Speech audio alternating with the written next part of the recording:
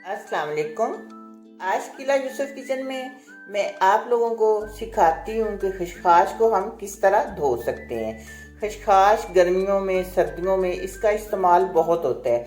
इसे हम चाहे सरदाई में इस्तेमाल करें या सर्दियों में किसी पंजीरी में या किसी चीज़ में डालें, लेकिन हम इसकी अहम बात यह है कि हम इसे धोए बगैर जो है ना वो इस्तेमाल नहीं कर सकते।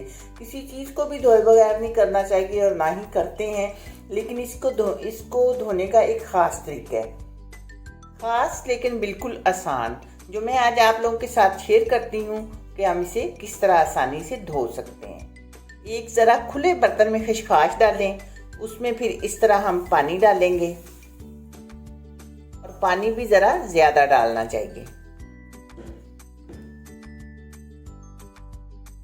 इस तरह अच्छी तरह सारी खशखाश को हम पानी में डुबो लेंगे।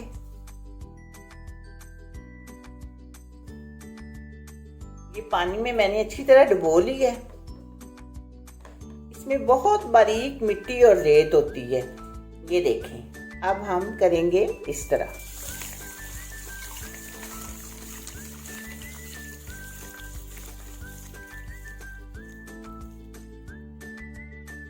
और ये देखें नीचे कितनी रेत आ गई है। अगर इतनी रेत किसी चीज़ में चली जाए तो फिर तो वो चीज़ खाने के काबिल ही नहीं रह जाती। इसी तरह हम इसे 3-4 बार धोएंगे। ये देखें, वापस हम फिर डालेंगे उसी बर्तन में।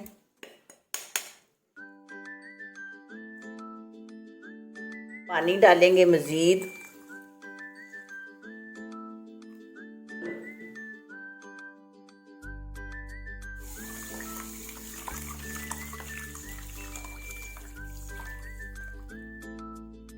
लेकिन आप देखें बहुत कम मिकदार में आई है। इसी तरह मैं तकरीबन 2 बार इसे और धोऊंगी।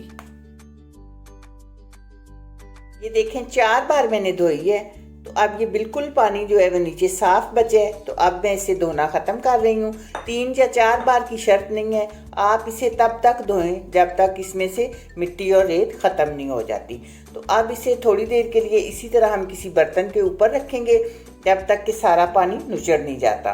तो इसके बाद किसी अखबार पर फैला कर इसे हम सुखा लेंगे, अगर हमने इसे किसी पंजीरी वगैरह में डालना है तो। मुझे उम्मीद है कि मेरी ये वीडियो आपको अच्छी लगेगी और पसंद भी आएगी। अगर अच्छी लगे, पसंद आए, वीडियो को लाइक, शेयर और चैनल को सब्सक्राइब कीजिएगा। इंशाल्लाह मिलते हैं बहुत जल्द एक नई और अच्छी वीडियो में। अल्लाह हाफिज़।